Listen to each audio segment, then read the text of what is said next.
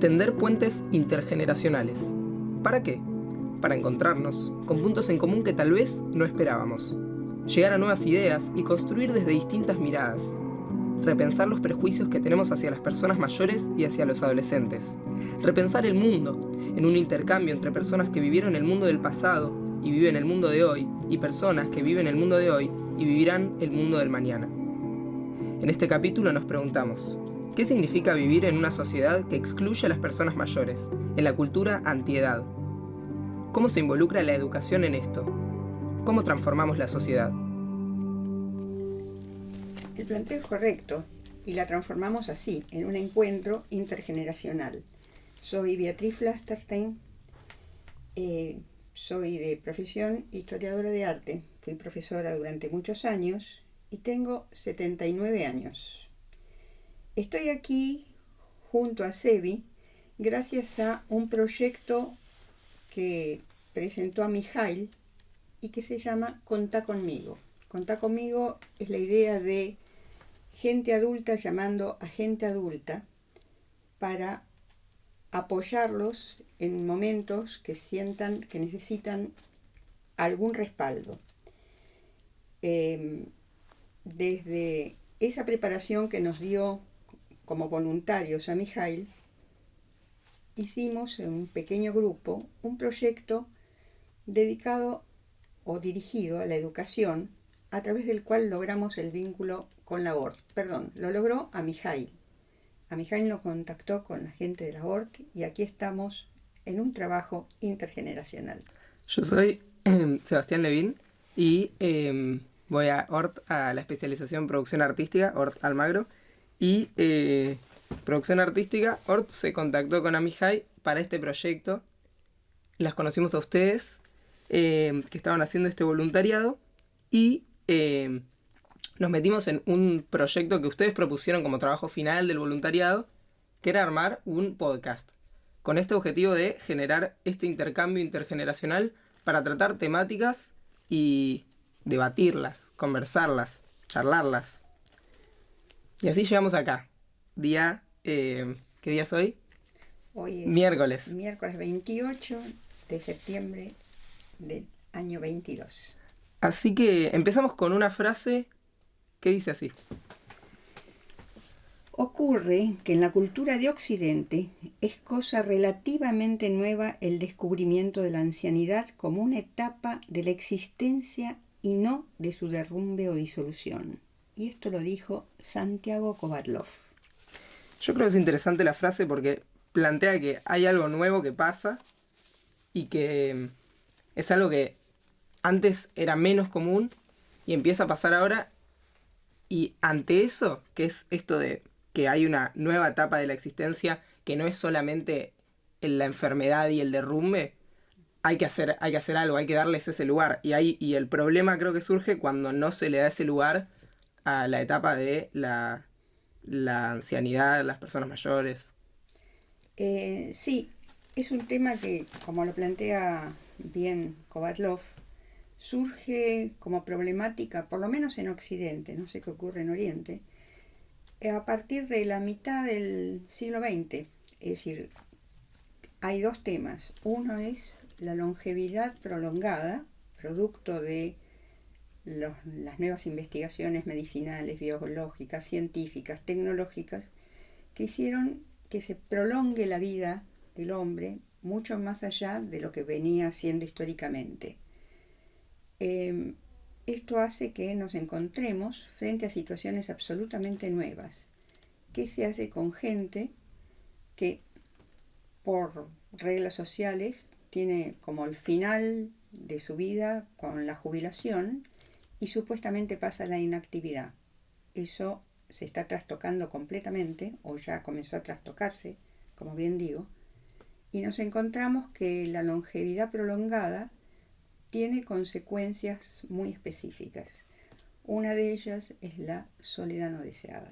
Soledad no deseada como la soledad de una persona que no quiere estar sola y que o la familia la fue dejando sola o por distintas circunstancias se quedó retraída en su casa. De hecho, pasó mucho en la pandemia, que es la razón por la que surgió el proyecto de Contá Conmigo, para acompañar a esas personas que se quedaban en situación de soledad no deseada.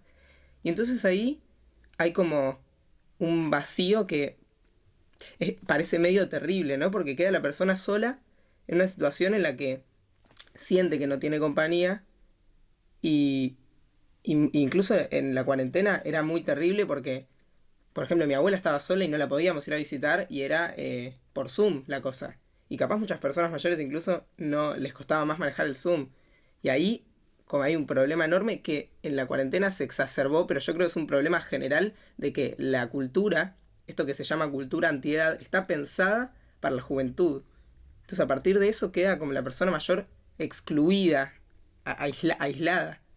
O sea, tenemos que empezar de un replanteo de qué es lo que entendemos por adultos mayores y qué puede hacer la sociedad frente a esto. O sea, frente a una sociedad que al adulto mayor lo llama viejo, vetusto, tercera edad, habla de viejo senil, ya desde el lenguaje lo está acorralando, le está diciendo no servís para nada. ¿Es esto cierto?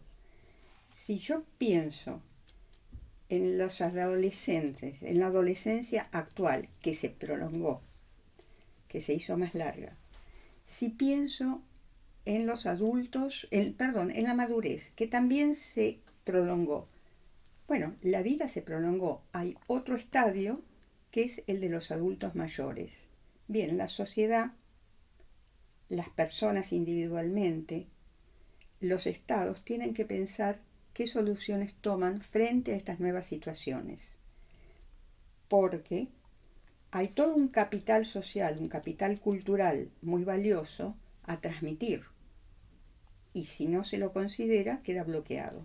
Y además esto de no dejar a la persona mayor en el lugar de total abandono, sino darle actividades culturales y propuestas en las que pueda volver a conectarse con esa vitalidad que después de la jubilación muchas veces cree haber perdido, ¿no? O se la pone socialmente en ese lugar y volver a conectarse con esa creatividad, con esa potencialidad y no solo con esta idea que tenemos de las personas mayores de no pueden, están cansadas, enfermas, casi que son ¿cómo es esto que se dice? Un peso para la familia, ¿no? Esas cosas, cómo cambiar ese eje, que es tan importante porque somos todos seres envejecientes que estamos yendo hacia, todos vamos a ser personas mayores, somos personas mayores, y tenemos que habitar ese espacio, porque ese espacio existe, con la longevidad extendida y todo, y ahí hay un tema con la sociedad que excluye, ¿no? Sí, estoy de acuerdo con vos. El primer paso, o uno de los primeros, es hacer que el adulto mayor tome conciencia de sí mismo y que no es desechable, que no es descartable. Es decir, de hecho, como vos bien dijiste, después de la pandemia, nosotros concurrimos a Mijail, convocados por distintas razones, pero todos con una voluntad de ayudar al otro. Eso fue lo que nos unificó y de hecho surgen proyectos como este, que a mí personalmente me parece maravilloso. El intercambio, o sea, fui profesora toda mi vida y siempre me gustó escuchar a mis alumnos y recibir de ellos. Yo sabía que tenían un caudal del cual yo carecía. Entonces todo eso hizo que estemos en este momento, gracias al planteo que hicimos con el grupo de Mijail, pensando, a ver, ¿cómo hacemos para modificar la sociedad? ¿Qué traemos nosotros? ¿Qué aportamos? Y el aporte es desde la base, y la base es la educación. Y la educación, como primer paso a mi criterio, es instaurar en la sociedad la idea de que el envejecimiento es una etapa más de la vida, que no es el final de la vida. Es una etapa que va a tener un final físico, biológico, tal como todos sabemos, la muerte nos llega a todos. Pero lo que pienso es que si desde la educación, entramos en la concepción de que el envejecimiento es una etapa, como es la madurez, como es la adolescencia, como es la niñez, se ingresa con otra cabeza y se toman las cosas de manera diferente. Y esto me hace pensar en lo que dijiste antes, la cultura antiedad. Así que, ¿qué pensás vos de eso? Yo creo que es interesante pensar en ese sentido cuál es el rol de la educación para ir desarmando esa cultura antiedad. Y es muy fuerte ir viendo que nosotros no nos damos cuenta, pero todos los mecanismos que tiene esta cultura antiedad para llevarnos a terminar creyendo estas ideas de que ser joven es mejor, cremas, productos para tapar la edad, negar esto que nos pasa inevitablemente y que deberíamos atesorarlo. Eh, Porque es hermoso vivir y vivir más tiempo. O sea, es como la prolongación de la vida debería ser un festejo y no un decaimiento. Es como que estamos yendo al revés, parece. Porque la cultura antiedad también es esto de las películas de Disney, por ejemplo, que ponen como personajes villanos, especialmente villanas, especialmente mujeres muchas veces, a las personas mayores. Úrsula en... ¿en qué peli? No me acuerdo. En Under the Sea. No, soy muy mala con los nombres de las películas, así que no te voy a ayudar. ¿La sirenita es? Sí, la sirenita. Bueno, por ejemplo, ahí Úrsula es una persona mayor, gorda. Ese es el villano. Entonces, ese es el villano. Está puesto ahí como la sociedad lo ve. Digo, un producto cultural y además así industrial como películas de Disney son un reflejo del inconsciente colectivo de la cultura o de la cultura en general. Entonces, parte de esas cosas va mostrando lo que significaría cultura antiedad. Sí, y toda la industria alrededor que se ha montado alrededor de la cultura antiedad. Es decir, de hecho, cuando armábamos el guión, ustedes pusieron antiedad y yo les decía la juventud eterna, porque la palabra antiedad la había conocido en cosmetología. O sea, las cremas para la cara, como si los arrugas se Claro. pudiesen borrar. Los lifting, la modificación del cuerpo. Claro, es que es eso también, es la obsesión con la imagen del cuerpo y no con el ser. Es siempre el mostrar para el otro, el tener puesta esa careta, esa estructura de mostrar al otro, esa pose y, y eso. Y todo a raíz de, o sea, es como que todo está relacionado, ¿no? Las personas mayores no pueden hacer nada nuevo, están en deterioramiento, entonces tienen que verse más jóvenes para como negar eso que les está pasando inevitable, que igual obviamente no está mal si una persona elige ponerse cremas para parecer más joven, pero tenemos que entender que hay una cultura que está marcando un mandato ahí. Y incluso esto que mencionaban ustedes, que es muy importante, que en la población mundial hay o va a haber cada vez más personas mayores que jóvenes, incluso, y esto mismo por esta longevidad extendida que mencionábamos antes.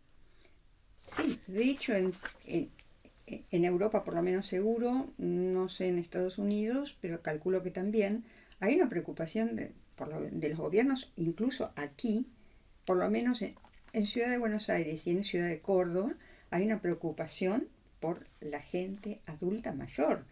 Y de hecho las universidades, centros culturales, distintas instituciones producen cursos para que incorporar a la gente y para socializarlos. Porque otro de los grandes problemas es con esto de sos mayor, no servís, ya está, tu vida se terminó, no tienen el impulso para socializar. Y la no socialización contribuye al deterioro y al aislamiento. Es como un círculo cerrado. En esto es que los gobiernos que la tienen clara saben qué hacen con toda esta población. Algo hay que hacer. Y bueno, en principio lo que yo tengo registrado es la apertura cultural en distintos ámbitos para tratar de integrar a la gente mayor. Charlaba con mi abuela el otro día y me decía ella, ¿sabes que yo me di cuenta que en mis 84 años nunca tuve ninguna amiga? Me decía. Yo le decía, ¿cómo? Pero, porque ella tuvo mucho en el campo cuando era joven, y entonces ahí sí tuviste amigas, te hacías amigos de ahí.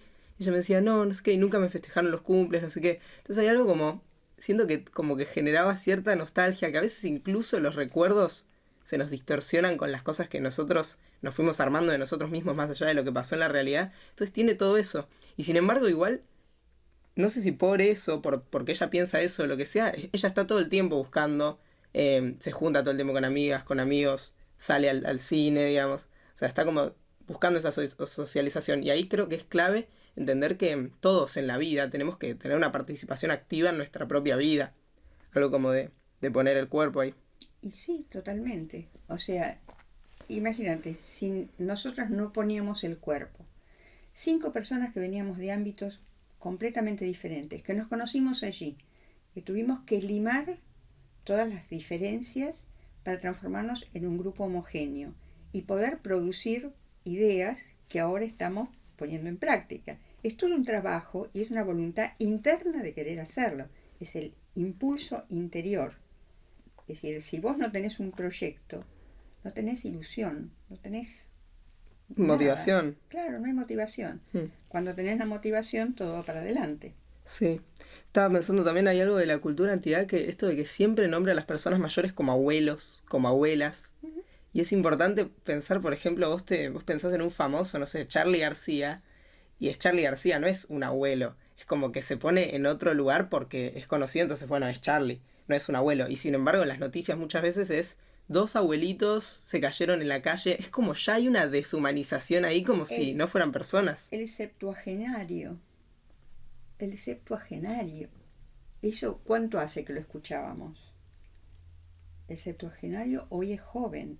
Hoy hay empresas que están pensando que esta cosa de los jóvenes al frente de empresas, más vale ir pensando también en la experiencia del adulto. Claro, yo creo que hay que integrar todo. Absolutamente. Y el mundo para mí se plantea mucho más así, integrado, mezclado, diverso, porque parte de la diversidad también es considerar a las personas mayores y en esta cosa intergeneracional hay como mucho fruto. Y acá creo que viene al lugar justo la frase esta de Simone de Beauvoir que dice, ¿qué debería ser una sociedad para que en su vejez una persona siga siendo una persona?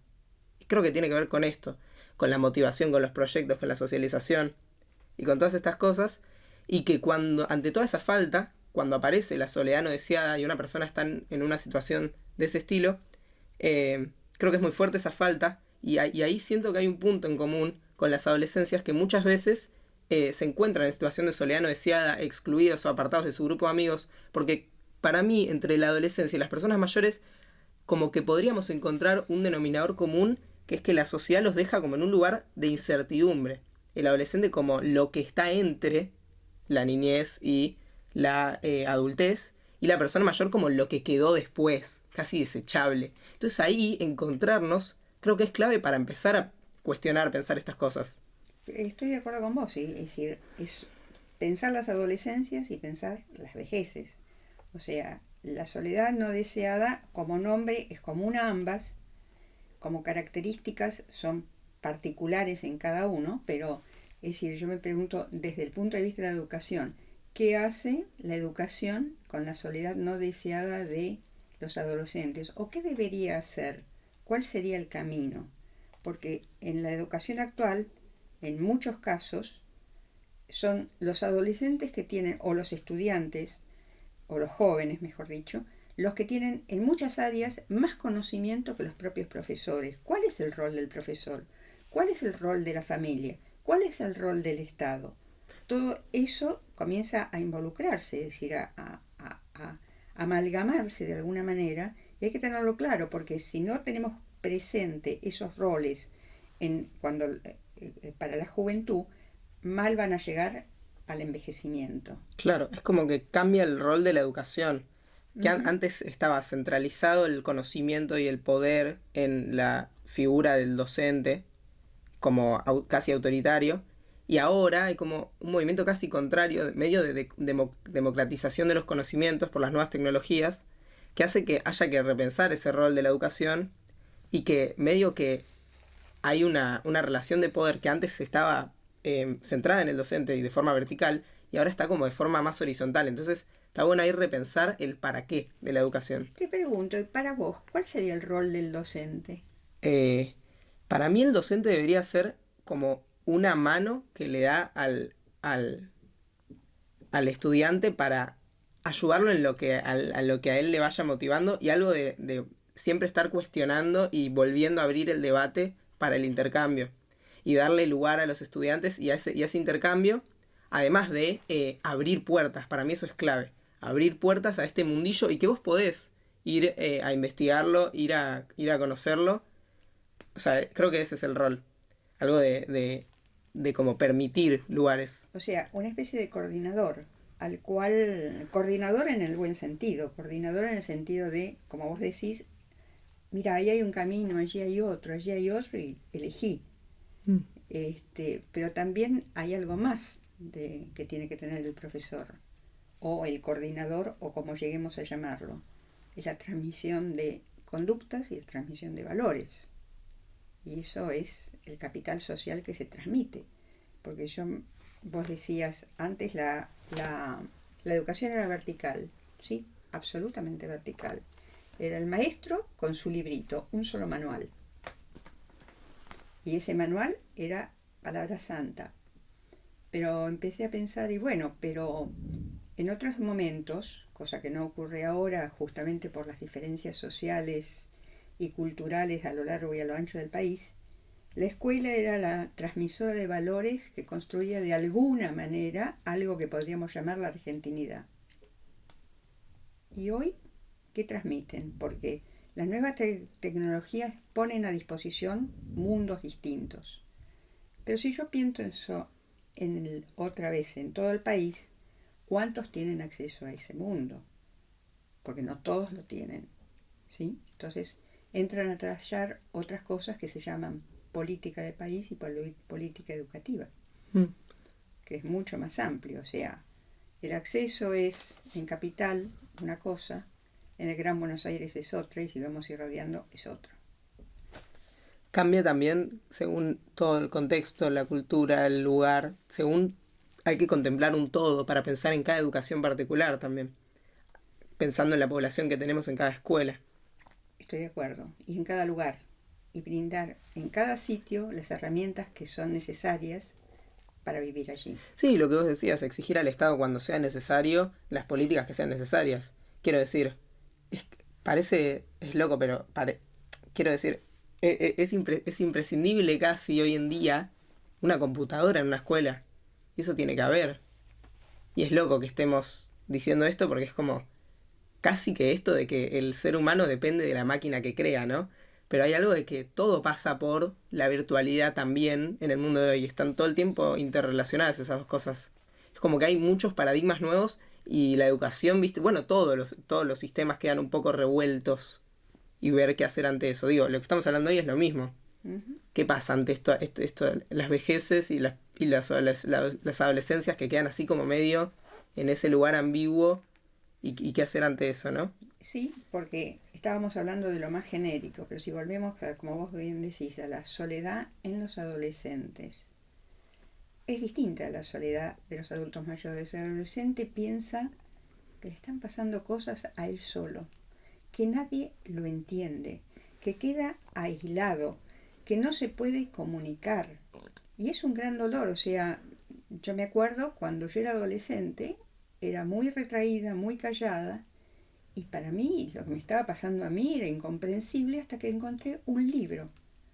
Y el libro hablaba de psicología, te estoy hablando hace muchos años, y ahí entendí que lo que me ocurría a mí era un proceso común a todos los adolescentes. Eso me abrió la cabeza y me permitió repensar lo que me rodeaba y repensarme a mí misma. Entonces, si traigo esa experiencia del pasado al presente, creo que una de las mayores funciones de la escuela, de los profesores, de los tutores o como se llamen, es hablar, informar, tratar de adelantarse a lo que le va a pasar a un adolescente, si es que se puede adelantar porque son mucho más rápidos que los de nuestra generación. No hay ninguna duda de esto. Pero el que está a cargo tiene que imbuirse del lenguaje de la juventud, imbuirse y entenderlo para ponerlo en práctica e ir con el mismo lenguaje y la misma idea para facilitar las cosas. Te pongo un ejemplo, y esto lo tomo de un profesor amigo, que es joven, usó el lenguaje del rap para transmitir conocimientos. Porque se dio cuenta que de esa manera los podían incorporar. Claro, con la creatividad. Con la creatividad. Bien. Con la creatividad. Entonces, a mí me parece que eso es fundamental, estar con las orejas, los ojos y la cabeza abiertos. Eso es clave. Eso es clave y en ese sentido pienso también que también ahí la educación tiene ese rol fundamental y por ejemplo en tu anécdota ese libro funcionó como casi como el docente o como ese rol de darnos cuenta que no estamos solos y que se habiliten esos espacios de diálogo. También pensaba que los prejuicios hacia las adolescencias, que muchas veces que son vagos, que no hacen nada, que no les importa su familia, que no tienen motivaciones, que se drogan, todo eso, o sea, está bueno también cuestionar esas mismas cosas, así como cuestionar estos prejuicios hacia las vejeces y ver que también en esos dos prejuicios hay un punto en común, que es que, digo, toda etapa en la vida está así como con mandatos y con cuestiones. Sí, están... que hay más cosas en común de lo que solemos pensar, ¿sí? Es decir, el bullying, que ahora es nominar un hecho, es la discriminación que toda la vida existió. Tratar de entender el porqué, hablar, informar, desde los adultos a la gente joven. O sea, supongo que si un adolescente que tiene problemas en la casa y tiene problemas en la escuela, y por él a salir a drogarse o juntarse con sus pares, y sus pares son, qué sé yo, ladrones o gente sumamente creativa. Todo depende, pero nada, estar abiertos al diálogo, escuchar, es esa. Y hoy en día se le da ese nombre, ¿no? Bullying. Es como, hoy en día yo creo que hay como mucha tendencia cultural a ir nombrando y categorizando las cosas y muchas veces sirve para nombrarlo porque lo que se nombra pasa a existir, se visibiliza. Muchas veces incluso puede categorizar, ¿no? Estructurar, decir, bueno, esto se llama así y por ende es así. Digo, están esas dos cosas ante el nombramiento de las cosas. Pero tenés las dos puntas. Si lo categorizás, estamos listos, porque otra vez se encuadra. Pero el nominar es visibilizar. Claro. Así como decimos el bullying, otra nueva palabra es el edadismo, o sea, el rechazo a la gente adulta, a la gente mayor. Son todas palabras que vienen a poner de manifiesto temas preexistentes. Sí, sí. Y volviendo ahora al sistema educativo, yo creo que es clave volver a pensar esto, ¿no? La única manera de transformar la sociedad es a través de la educación. Es como esa base de la que parte todo. Y después esto de, pensando en el rol del docente, esta frase que me encanta que dice, dime y lo olvido, enséñame y lo recuerdo, involúcrame y lo aprendo. Es esto de darle ese lugar que merece cada persona y como poder habitar un espacio en el que cada uno esté con su existencia y que no sean esos cuerpos dóciles, sumisos, que quedan a veces en el aula totalmente desmotivados, porque ahí también hay un denominador común con las personas mayores, desmotivación, que es lo que muchas veces termina pasando ante esta falta de herramientas, actividades, recursos y forma de generar nuevos espacios. Sí, esa frase encierra una filosofía de vida. Está bueno, sí.